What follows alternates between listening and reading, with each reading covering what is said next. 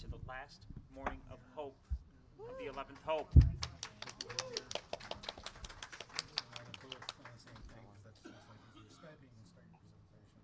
Now, the Courage Foundation is a great organization. It helps to have some light. The Courage Foundation is doing good work. It's supporting whistleblowers. It's trying to help highlight that the work that hackers are doing to help shine on I can't speak this morning. That's all right. It's too early. To help shine lights on what's going on in the world. And I do want to welcome on stage Nathan Fuller, Grace North, Naomi Colvin, Carrie Shankman, Yan Ju, and on the big screen, Lori Love. Yay! So thank you all for coming. I realise it's the first session in the morning, so we really appreciate it. I'm Naomi Colvin, and this is Nathan. Closer. And this is Nathan Fuller. We both work for the Courage Foundation, and we're kind of a new organisation, but if you haven't heard of us before, you'll certainly have heard of some of the people we support, are all people who've gone to enormous risk to make the world a better place. I'm really thrilled that we have such a great panel for you today, and I'd like to quickly introduce everyone who's going to be speaking to you. So Carrie Shankman, who's a First Amendment lawyer from the Centre for Constitutional Rights and also a member of our advisory board. Then followed by Grace North, who's a very important person in this community. She's done prisoner support for many years. She heads up Jeremy Hammond's Defence Committee and is also a friend of Mr. Lowry Love. And then Yan Ju, and I know a lot of us have been quite concerned about Chelsea Manning and how she's doing, so I'm really very appreciative that Yan is here to let us know about that. And then finally, we will hear from Lowry Love, who is a Courage beneficiary and currently fighting extradition to the United States. So I'm thrilled that he is here, but this is basically as close to the United States as I ever want to see him. Yeah, she was saying the Courage Foundation is an international organization based here and in London and in Berlin, devoted to defending those who take great risks to make important contributions to the public record. We started in July 2014 around the Legal Defense Fund for Edward Snowden, and we've since grown to take on 6 more beneficiaries, not only other whistleblowers such as Chelsea Manning, but hacktivists as well, anyone who makes information public. So yeah, we've called this talk Practical Solidarity and Hackers are Whistleblowers Too, because we believe that this distinction, which is often made between whistleblowers and hackers or hacktivists, is artificial and unhelpful. It's usually sort of used instrumentally to sort of say like good group and bad group, but which is rubbish. There's no functional difference between people who are bringing important information to light from outside an organisation as opposed to within it, and anyone who follows these issues know that those two categories collapse into each other really rapidly anyway. In fact, we go further than that.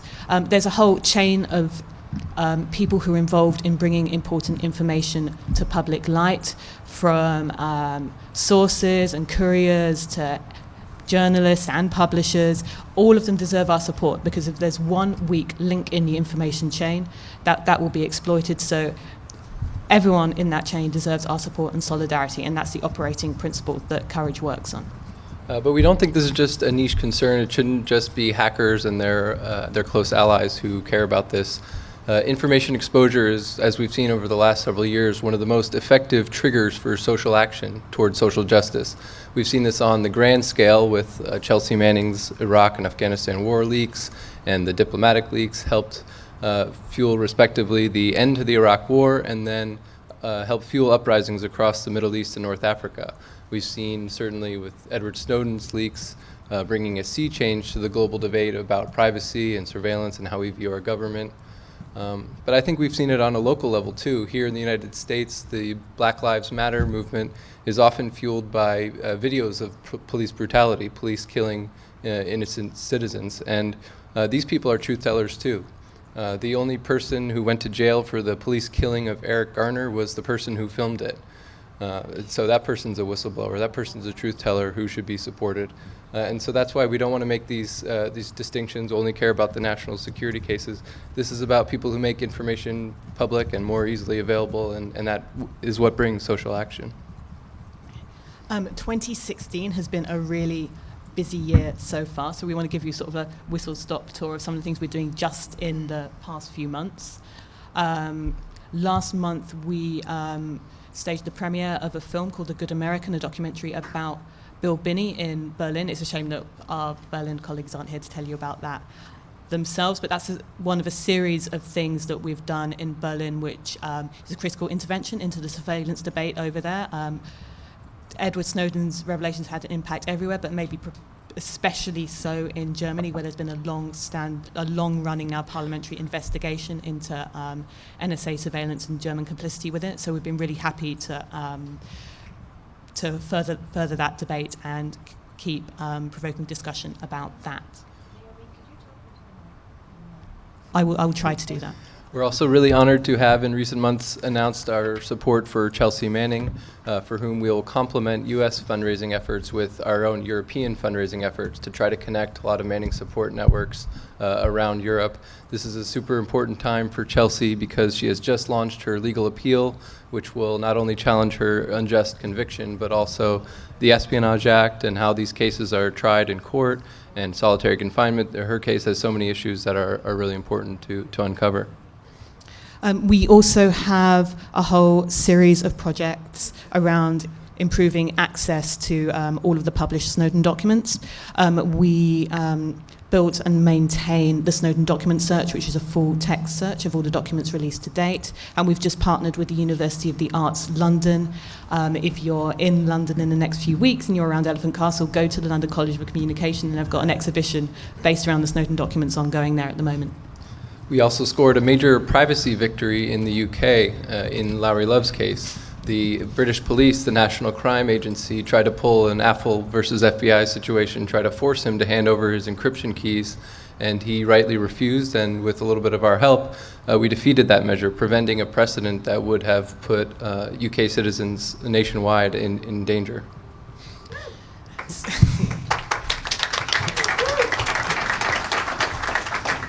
So Lowry's victory against the National Crime Agency is, in our opinion, a really good example of how, by doing work to support individuals, you can score victories which benefit populations as a whole. And in that same vein, by working lots of individual cases, you can't help but become aware of the systemic issues which would help all truth tellers. And on that note, I'm going to hand over to Kerry Schenkman from the Centre for Constitutional Rights, who's going to explain why public interest defences for truth tellers are so important.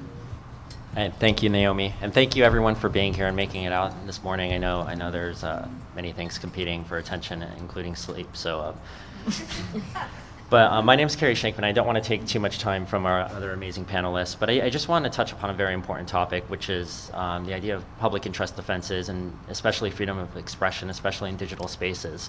And this is something that's gotten a lot of attention, especially with the cases of Edward Snowden and Chelsea Manning.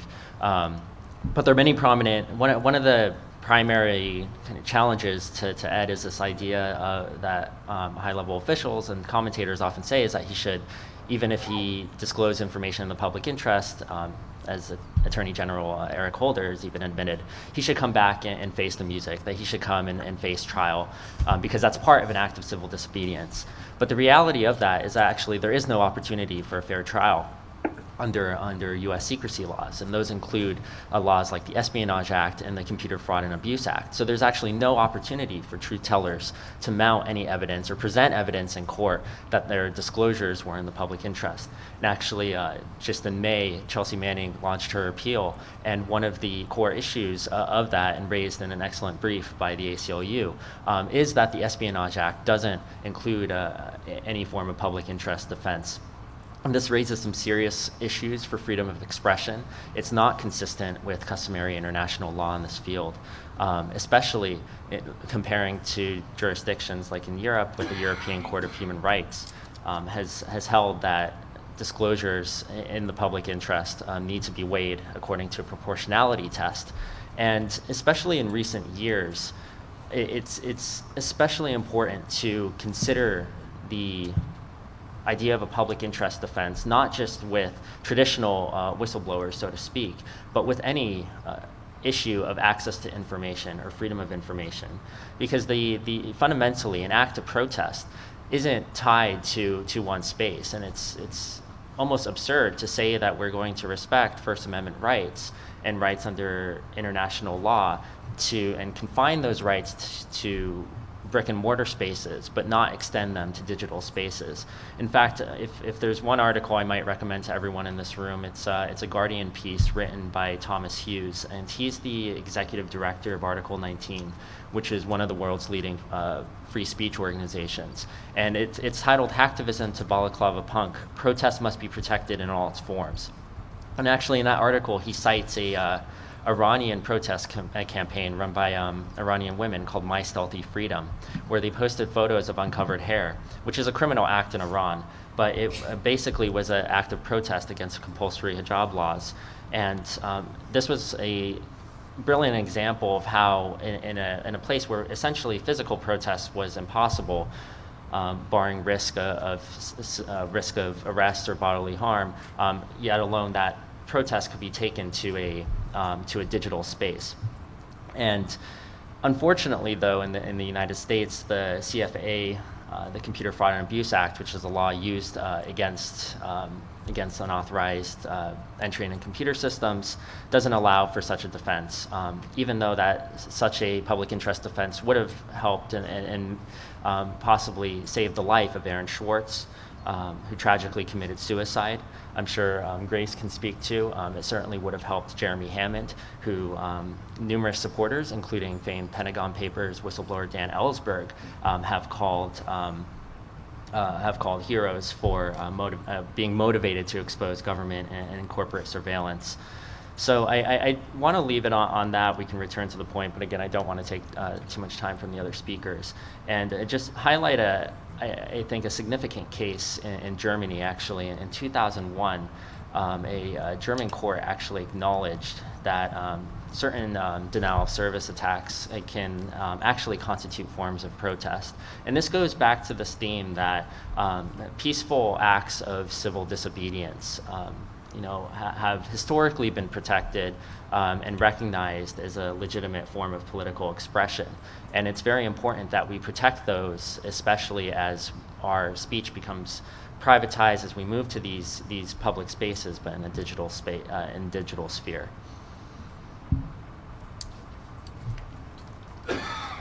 So Grace. We move now to Grace North, the head of the Jeremy Hammond Support Network. Hi, as they have said, my name is Grace North. I am not a public speaker, so you're going to have to excuse me. I head up Jeremy Hammond's Defense Committee. If you are unaware of who he is, he hacked the private intelligence firm Stratfor back in 2011 as part of an offshoot of Anonymous called Anti-Sec.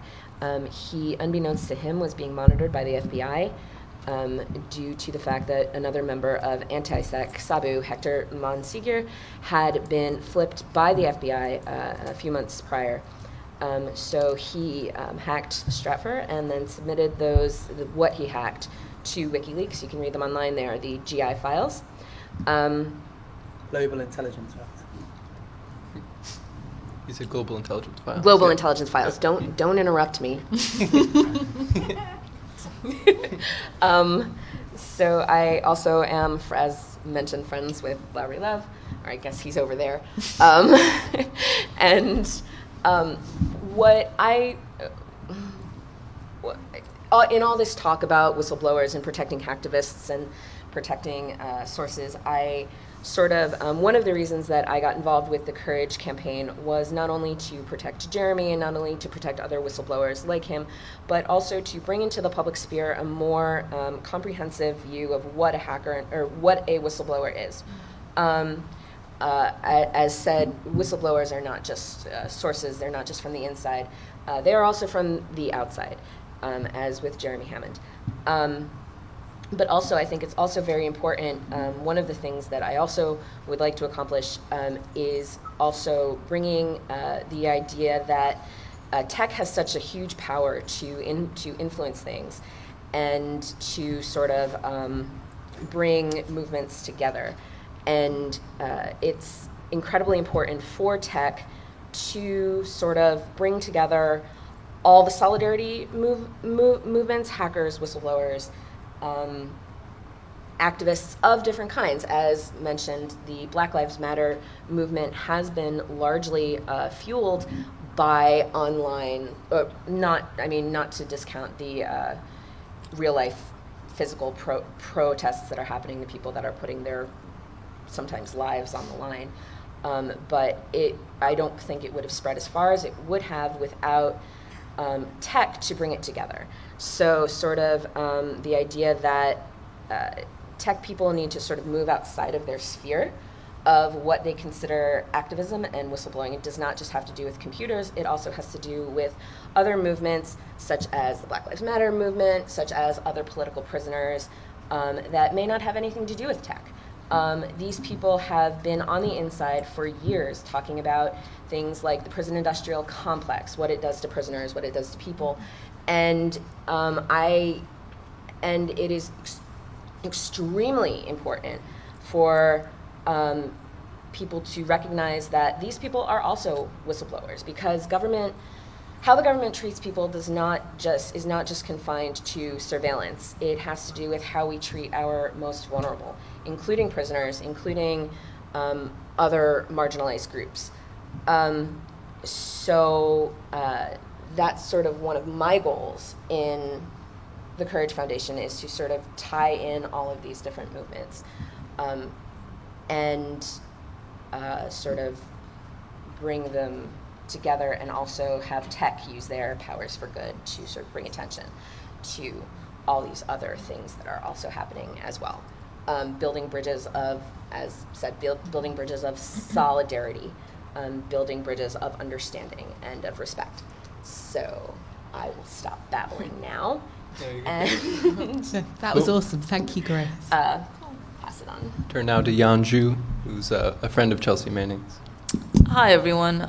So some of you might remember me from last time I was here. I think I was in this room giving a talk about TLS deployment best practices 2 years ago. But today I want to speak mostly as a friend of whistleblower Chelsea Manning. So how many people here have heard of Chelsea?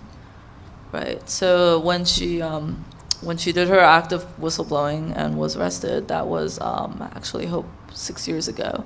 I remember there was a lot of paranoia and fear around WikiLeaks around that time.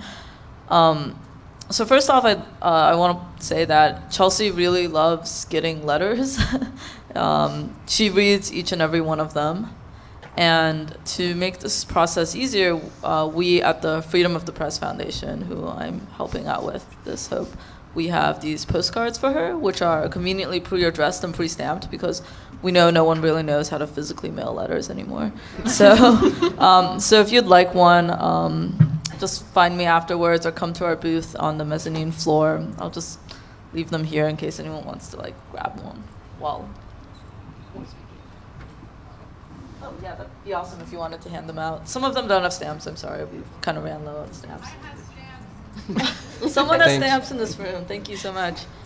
So first off, I'd like to say a bit about my relationship to Chelsea and what it's been like being a friend to her through this whole process. So we met 7 years ago, before she was famous, before she did anything, before I did anything. I was a physics student at MIT, and she was a friend of a friend in the free software community. She came to my house, and we kind of became friends because she seemed really interesting, and I didn't know anyone in the military at the time. And then she friended me on Facebook after that. I think that was a really seminal moment, because it's kind of how I became interested in privacy. When she was arrested, I realized this is whistleblowing is not an abstract thing. It's a thing any of us could fall into if we were in the right context. And and it affects the people around us. Like, people have to be paranoid about their emails, about what they do because of the climate around whistleblowing. So I did not reconnect with her after that for about 7 years, and then earlier this year, I wrote a blog post about my experience, and that was the first time I'd like publicly talked about meeting Chelsea Manning a long time ago.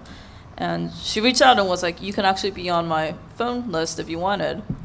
So we started talking on the phone, her from prison in Fort Leavenworth. And eventually I actually got to visit earlier this year.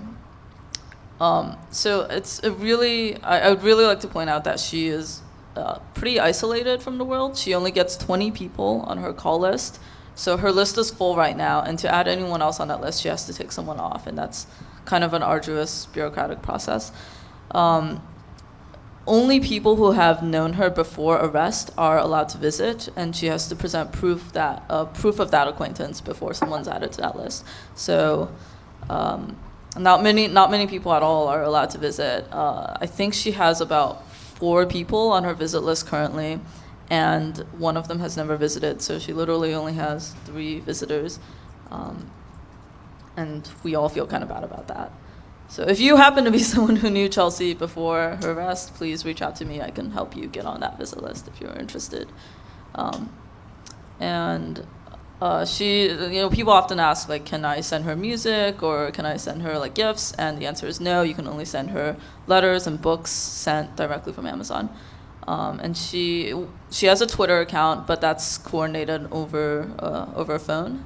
She doesn't have internet access either. So it's really a very isolating environment, and she feels like it's difficult. Like, she doesn't have that much connection to the outside world.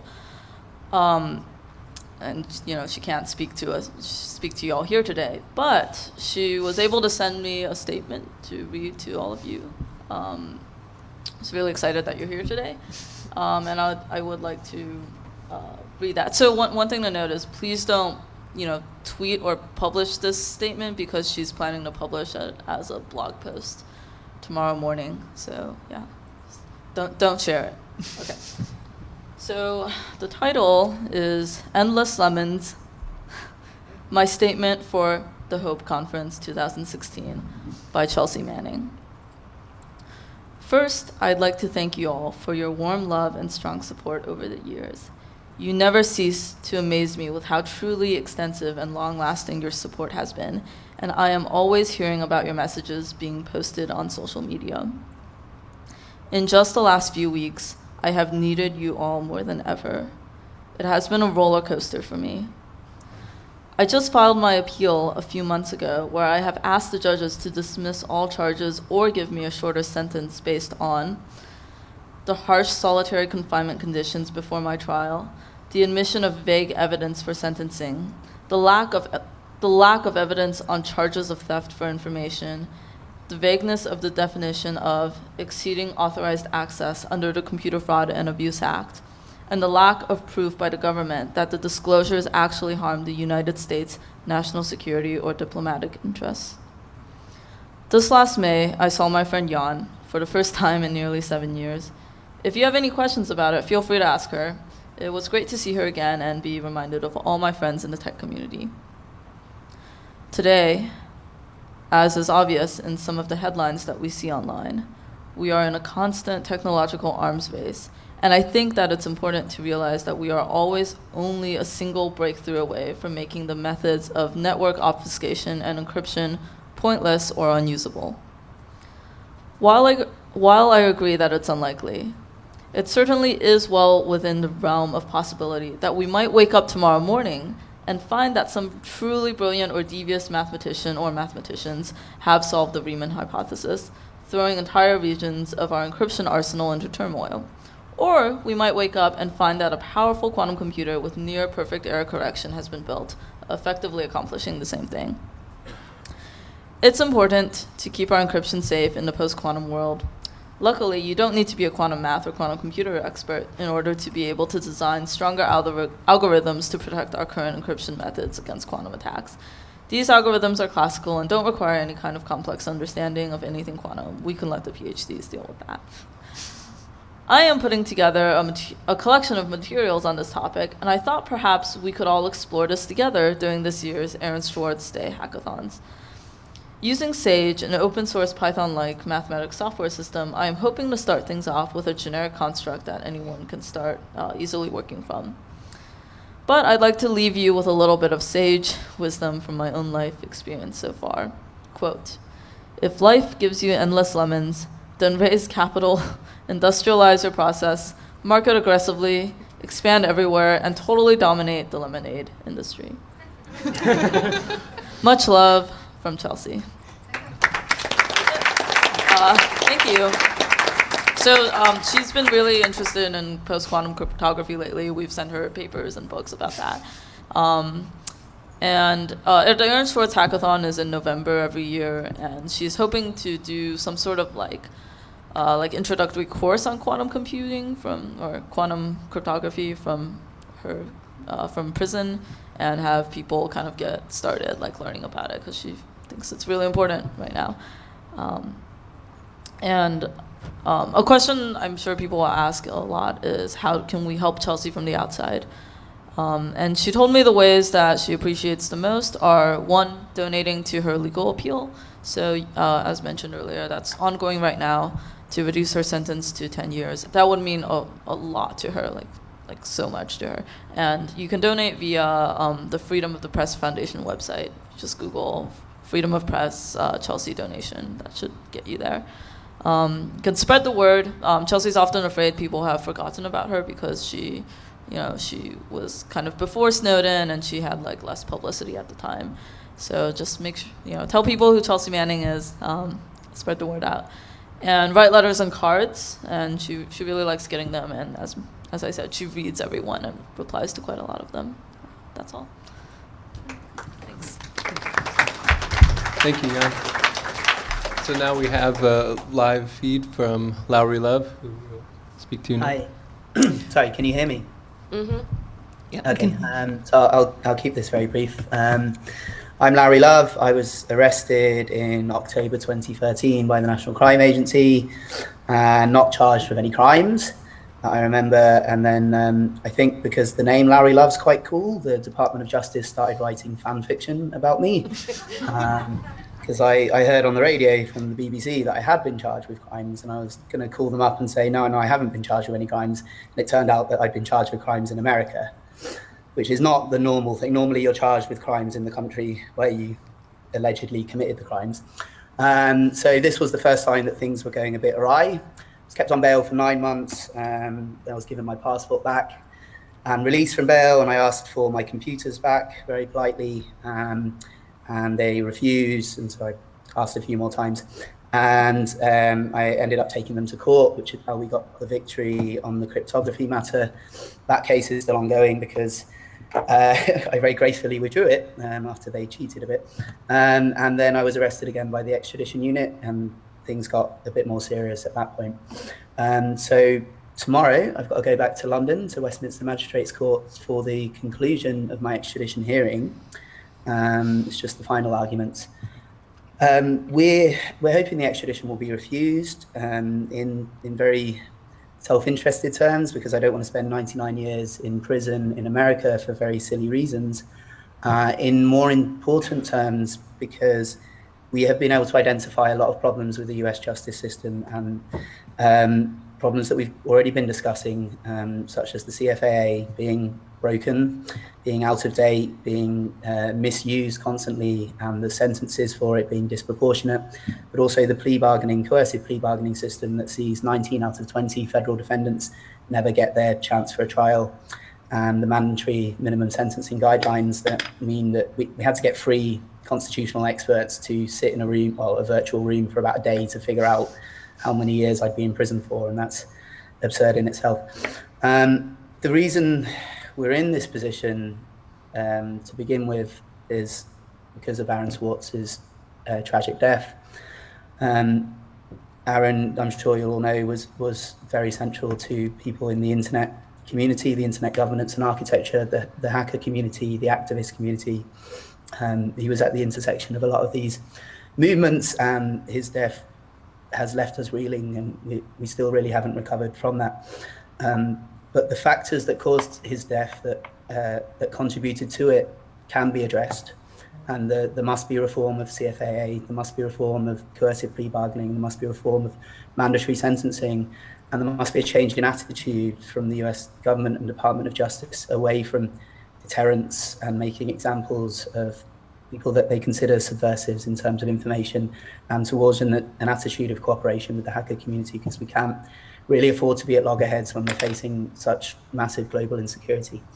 So I'm hoping that my extradition will be refused, that some light will be shed upon these issues that will be helpful for the people that drive reform in the United States, and that other people will not be put in a similar situation as Gary McKinnon was before me, who spent 10 years of his life waiting to know if he'd be sent to America for stupid reasons.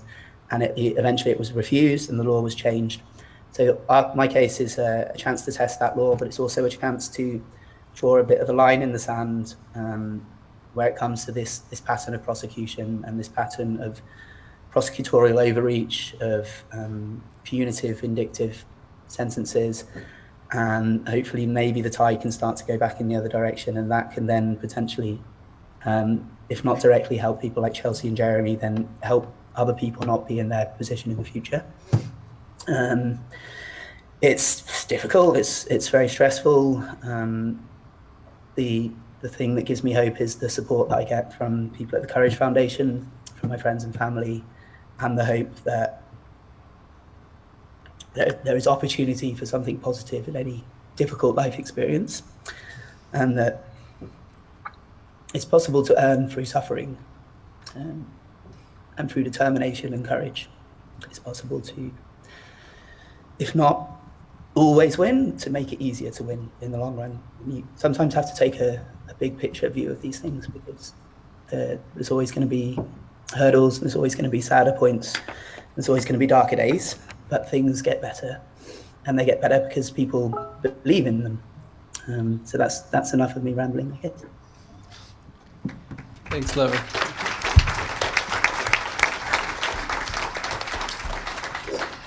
Thank you. We're happy to take questions for any of us on the panel, or for Lowry himself.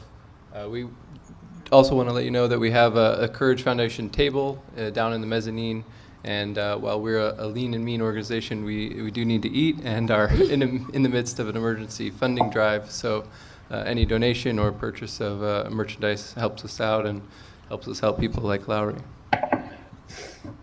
You can get a t-shirt with my name on it. I find that incredibly awkward as a British person, so just do that holding value.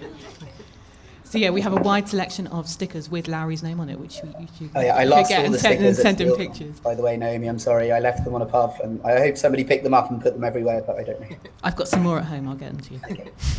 I put one on my computer, so now you're right underneath Jeremy. So Hopefully only in sticker form and not in cell form. So does anyone have any questions for anyone on the panel? If while people are thinking, I actually wanted to ask a question for our friend from the CCR. Was it Kerry? Yeah, Carrie. Kerry. Yeah. In terms of the CFAA, here in the UK, this actually came up in my extradition hearing, because I said that the person who may have been responsible for this campaign in response to the death of Aaron Swartz might want to mount a defense of necessity. I argue that this would not be possible in the US, simply because there would be no chance of a trial. They would be strong-armed into taking a plea. But I think you make a further claim that you can't actually make that case. In the UK, you can argue that it was you had to do it. It was in prevention of a bigger harm, or it was an act of conscience. And it's hard to argue, but it has been successfully argued. Is there something about the law or the CFAA as it's written that makes that harder in America? I think it's a hard question to answer without thinking in more depth. I can't think of any cases offhand where that's been successfully presented, and is you know, and are likely been advised. I mean, the CFAA cases on the books have been quite onerous, and it's been extremely controversial law.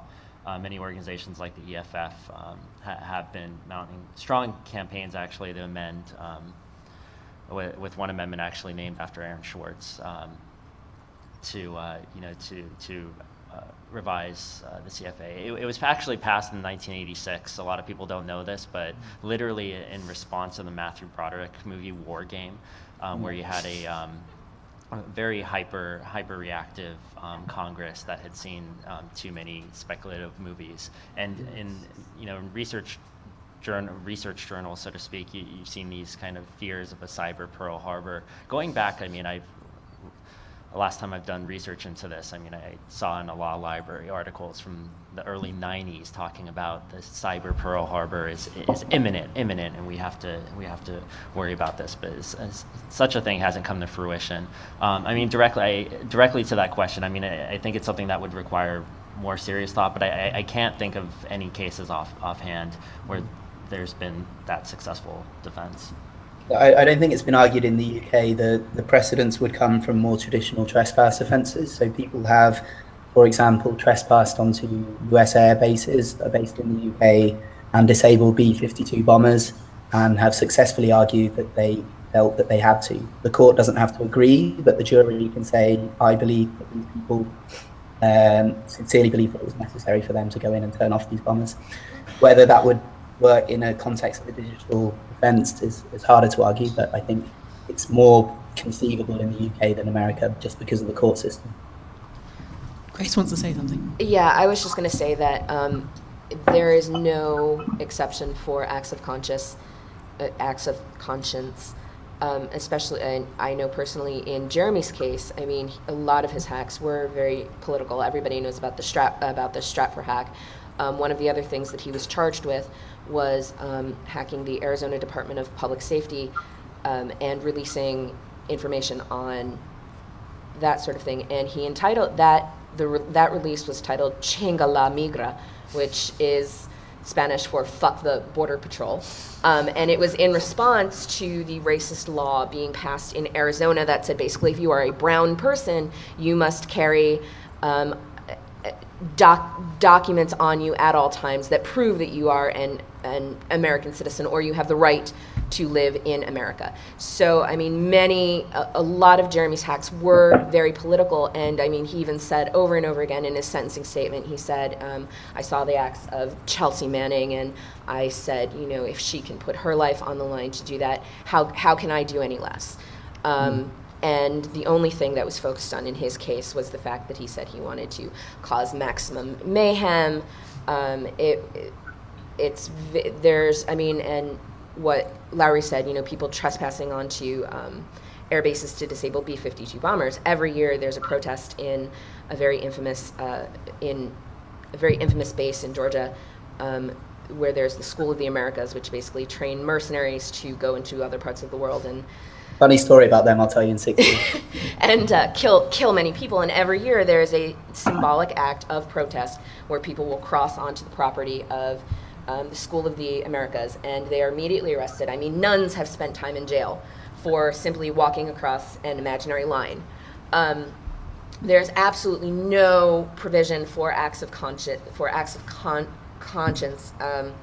and that is one thing that has to change right now. Must, absolutely. There's just no question. Hacktivists, even anybody who has any sort of political leaning is treated so horribly in I will not call it the justice system, I absolutely refuse to do so, in the American court system, in the American prison system. I had a personal friend who was put in solitary confinement by himself for several months because he had anarchist tattoos and a copious amount of anarchist literature. He was basically put in solitary confinement, tortured for months because of his political views. It had nothing to do with his crime. It had nothing to do with him doing anything wrong. He just had political views and was put in solitary confinement for it. So, can we bypass the justice system and put together a voluntary National Institute of Conscience? I'm for that. I'm an anarchist. I'm absolutely for that. Yeah, okay. Do that. So we Awesome. can just decide what is an act of conscience and what isn't. And if enough people agree, then that puts leverage on the justice system to stop being a dick about it, maybe. I'd like to take a question from Lynn. Yeah, I'm Lynn Ulbricht. Ross Ulbricht's my son. He's the defendant in the Silk Road case. He's got a double life sentence for all nonviolent charges. And I'd like to just back up what you're saying about the political. One of the things that bolstered this sentence was the judge cited DPR's political beliefs and writings, the libertarian philosophy of the site, and things like saying the government is the enemy or the oppressor. And this is a judge who took an oath to uphold the First Amendment and freedom of speech and political speech. So it's true. It's being used, and that's completely goes against the basic values of our country. And another thing I think it's kind of interesting is that there's a question in Ross's case of the warrants being illegal. But the government basically says, well, even if they were, we did it in good faith, so it's really okay. And they're using that argument in several cases, and the courts are upholding it. So how is that different from basically you're saying people are expressing their political views in good faith? Or, it's an act of conscience, so it's good faith. So it's, obvious double standard. And so anyway, thank you for your work. It's really important. I feel like we're really at a pivotal time.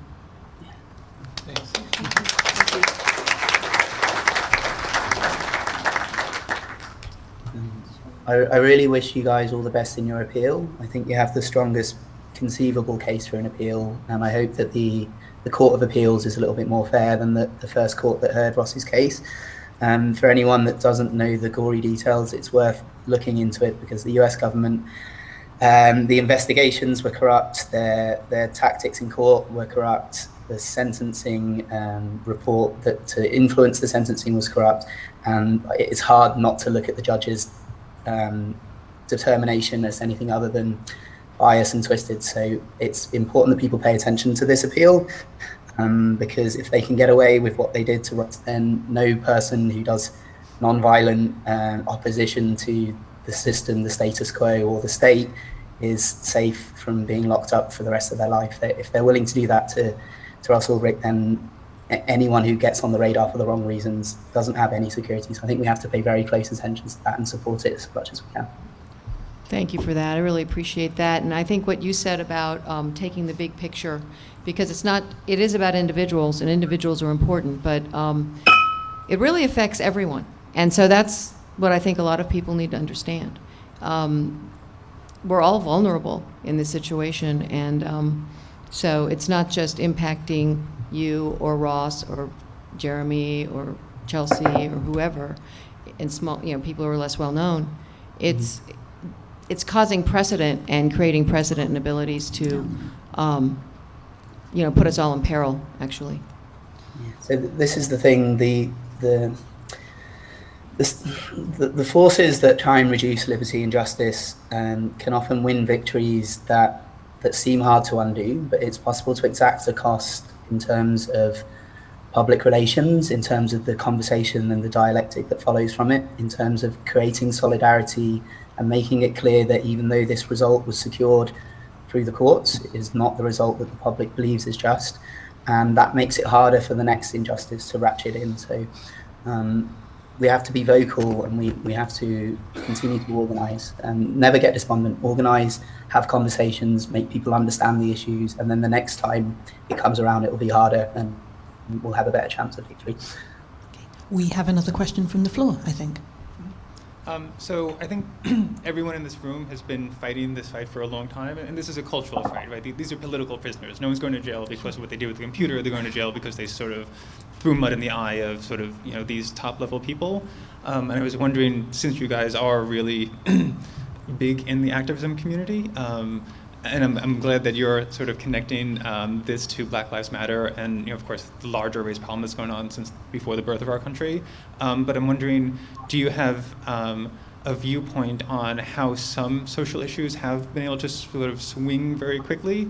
So specifically, like in the U.S., like gay and lesbians can get married now, and like when I was growing up, like gay was the term that you would use to make fun of people, right? That was a pretty big switch, right? So I was wondering, from your viewpoint, do you have any ideas of or any perspective or insight on how some things like this community, who's a lot of times in the media, sometimes very positively, right, on a lot of TV shows, have a very hard time sort of making that cultural change when sometimes other organizations or other ideas don't.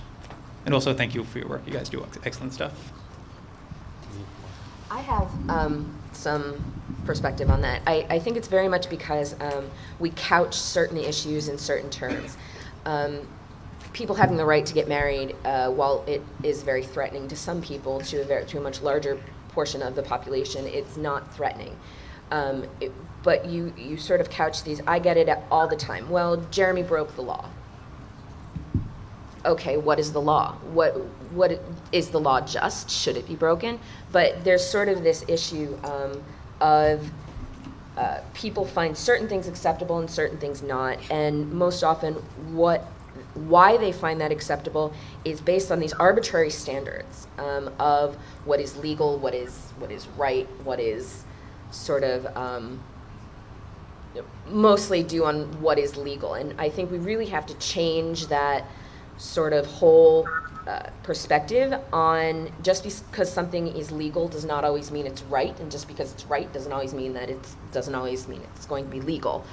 And we need to change that entire perspective that we have on that. Protest is protest. It doesn't matter if, in my personal opinion, I support direct action, whether that direct action is nonviolent or chooses to be more direct and violent. I support that because you are going up against oppressive forces. And I believe it was, who said it, that nonviolence only works if your opponent has a conscience. And he continued and said, the United States has none. I believe it was Stokely Carmichael, Black Panther, that said that. So sort of we need, I think one of the reasons that certain movements have gained traction and certain movements haven't is this arbitrary sort of distinction between legal and not legal. And we need to sort of just fuck that and make it go away, personally. One thing, a point I wanted to add, actually from somebody, unfortunately, who's not with us, but for the last 3 years, I worked for Michael Ratner, who's the president emeritus of CCR and one of the greatest constitutional lawyers. And this is something that we talked about, actually, because he was a huge supporter of the hacker community. I mean, we speculated. I mean, what's the future of this space, and what's the future of like the First Amendment in the digital space? And he actually was hopeful, and that's one of the reasons that he continued that work. Even if you have kind of a stampede against you, it's one thing to have the goal of stopping that. But if you look historically, I mean, even efforts to slow mass repressions of rights are incredibly crucial. And looking back to World War I, which the Espionage Act was born out of, the first 2,000 people who were imprisoned under the Espionage Act weren't spies by any means. They were members of the Socialist Party. Like the mass leadership of the Socialist Party was put in prison. Eugene Debs, who received 1 million votes when he was in prison. And also labor unions. But many of, actually, over time, after World War I, what happened is we have many of the greatest First Amendment cases of our time. And I have some personal criticisms of some of those opinions, but basically out of those cases was the birth of modern First Amendment doctrine. The First Amendment wasn't something that was really litigated in this country until after World War I. So I think this is, I mean, it's a very difficult time. I think many individuals are paying dearly in exile or in prison with their liberty. But one thing is to keep looking forward and at the fact that to not lose hope about that. And I think that's the legacy of Michael. Yeah. And there's a saying in legal circles from bad statutes, you get good law or something like that. But in things being unjust, in injustices mounting up and setting precedent, it gives you the tools to write the next law better.